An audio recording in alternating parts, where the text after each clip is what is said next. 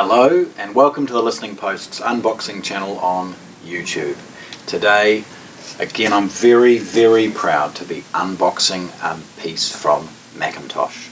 This brand new release, MA8900 Integrated Amplifier from McIntosh, has literally just arrived in our country.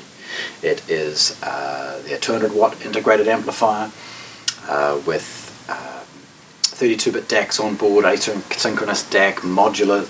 This thing is beautiful. It's also extremely heavy. So if you see me mopping the sweat off my brow at the end of this video, you'll know why. Okay, firstly, like all McIntosh pieces, it is double boxed. This mammoth box has model and serial number information on all four sides and comes factory sealed at the top with McIntosh's fabric tape and stapled at the bottom to ensure that the outer carton is exceptional as far as being able to protect the product that's within. Okay, so opening one of these is relatively straightforward.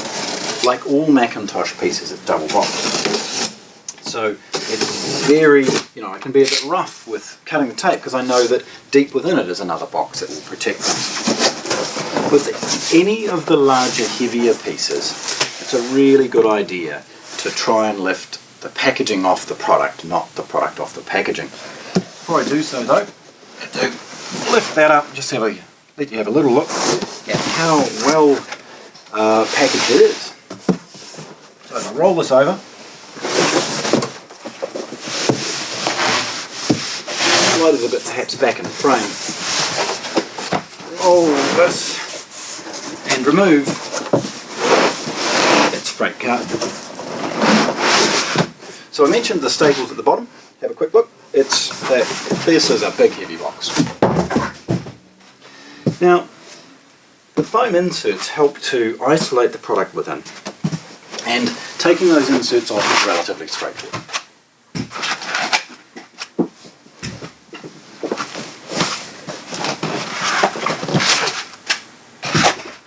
So that we end up looking at McIntosh's inner box. Now this one has the model and serial number on just the top, and it has good sized handles on either side and is sealed with McIntosh's fabric tape along one end. Opening that tape again, very easy. Cut in a sort of a curve so that flap can open. Now again, very heavy. The packaging for McIntosh is excellent. It's designed to protect this product for export, so by the time it's come all the way to New Zealand, it's still well looked after. As we slide this over, firstly, there's a top part of protective cardboard. That actually has a little cutaway which helps to support and hold the front glass of the McIntosh amp. There is a full colour and quite extensive, there's many pages of McIntosh's user manual. This is English only, so yeah, lots of information there. There is a New Zealand and good quality IEC power cord. There's McIntosh's remote. Now, the remote control itself, McIntosh has released sort of a new version of their remote control. And this model comes with, of course, that. So there we go. It's protected with a bubble wrap bag. Now the amplifier comes in a cardboard and wooden tray, and the process of actually removing it is realistically sliding it. So I'm going to do this in two parts. Now, as I've slid this away, we've just revealed McIntosh's key. This is for tightening the binding posts at the rear of the amp. Okay, so sliding this out. Oh, again, revealed the AAA batteries for the remote control. I'm going to get rid of this inner box. Start to have a look at this product. Now, again, please, you'll see how I'm struggling with this. It's extremely heavy, as all well-built McIntosh products are. So inside the inner box, this is where we start to see the work that has gone into ensuring this product reaches us in one piece. As I spin this around, you will see there's actually an MDF sheet and big bolts, screws, screwing this into the chassis of the amplifier itself. It ensures that there's no movement. No matter how rough carriers or export companies may be, this is going to get to us in one piece because it's not slopping around. Nevertheless, to take it off, need a drill.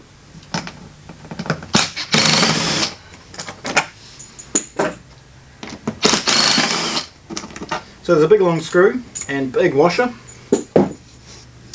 There's the 5.6mm MDF. Get rid of the drill. There's quite a specific moulded piece of cardboard, and I hope you see the myriad of holes that are here. That matches perfectly with predetermined feet location of the amplifier, and in it are some protective plastic sort of pucks that marry up, and there's one of them there, marry up with the holes that the screws that I've just removed go into.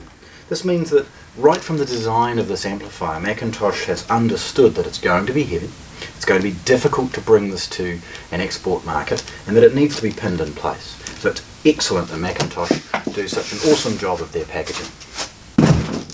Okay.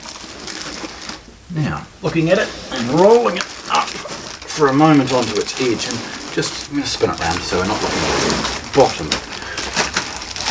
We have simple little mix of the plastic sellotape. Will ensure that we can get the bag off. The bag is a good size, in fact it's a little bit oversized.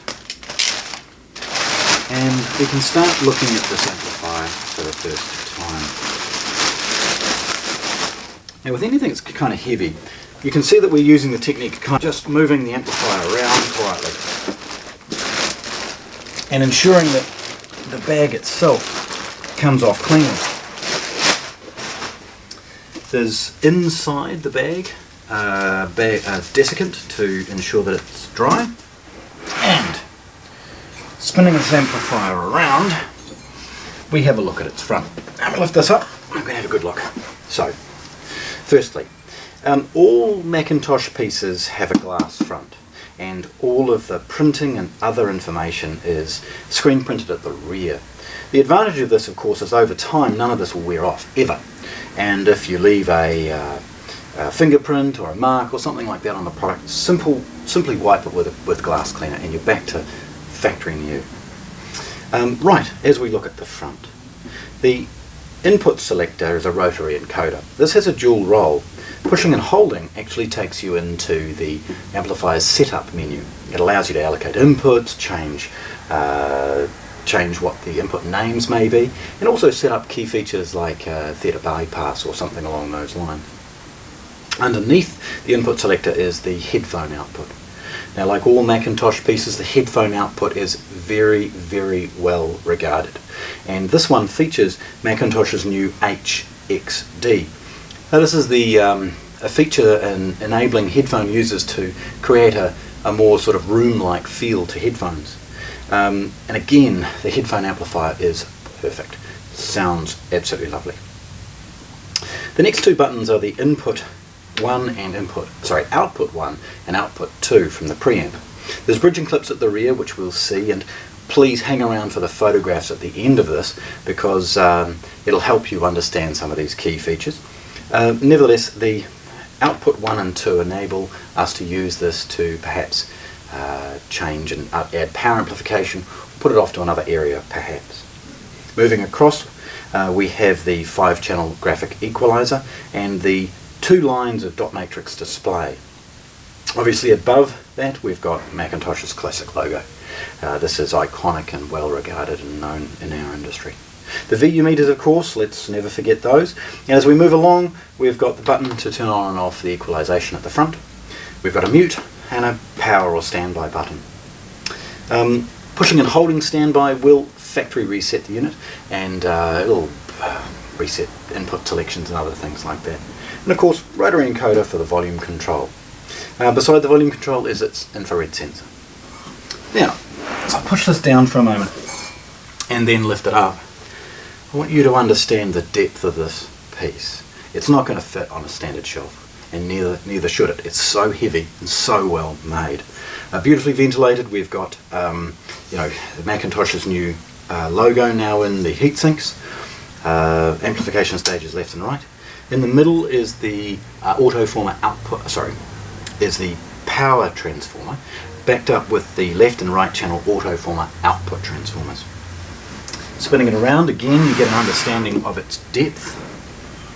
Beautiful polished stainless base, and the back of it. McIntosh's amplifiers are now becoming beautifully appointed. I mean, the feature set that they're now packing in these is amazing. And as we look at this rear for the first time, understand some of the key features that all McIntosh amplifiers have, and then some of the new features that this model has too. So firstly, you'll see multiple binding posts. This is unusual or unfamiliar to some integrated amplifier owners, but with McIntosh, the Autoformer output transformer has taps for each of the 8, 4 and 2 ohm potential loads, as well as a common. These little black puck things can easily be removed with a fingernail. We would typically remove them all before bringing somebody to one of these to somebody's home. Beside the outputs is McIntosh's new modular digital board. As the requirements or ever-evolving digital outputs from devices and inputs required from other products means that all sorts of things are often needing to be replaced or upgraded. McIntosh has done this with a modular board. The DAC that's on here is a 32-bit DAC, so it's class leading already. In many respects probably never needing to be replaced, but McIntosh has thought about the potential and added it as a modular board that could be changed or left to evolve in the future. It features 2 coaxial digital inputs, 2 optical digital inputs, McIntosh's MCT or multi-pin DIN inputs specific to their transport. CD transport is a more cost-effective way of adding a CD player perhaps, and allows for digital streaming of both SACD and CD. I believe it's also DSD compliant. There's an asynchronous USB DAC, or it's an A to B.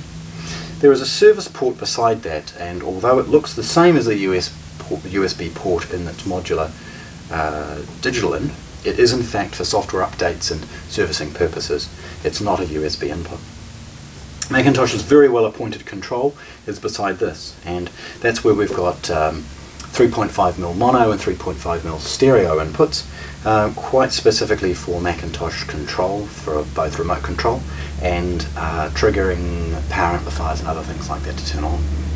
It's worth mentioning at this point, if you're using this product as a theatre power amplifier, the processor input can be triggered with one of these trigger inputs. Also, the other side is the other half of its output stage. Across the bottom, or at least the base of the unit, we'll see first of all the IEC power input and its fuse. Then we've got a fixed and variable output, and the bridging clips that I referred to earlier. That's the pre and pre-out loop, very easy to remove if required. You've got a number of single-ended or RCA inputs for Analogue, a dedicated moving coil and moving magnet phono stage along with its matched ground, and a single balanced input. So there we go. This beautifully appointed 200 watt integrated amplifier from McIntosh, unboxed here for the first time in Christchurch, New Zealand. Thanks for watching. If you want to see more, subscribe to our channel.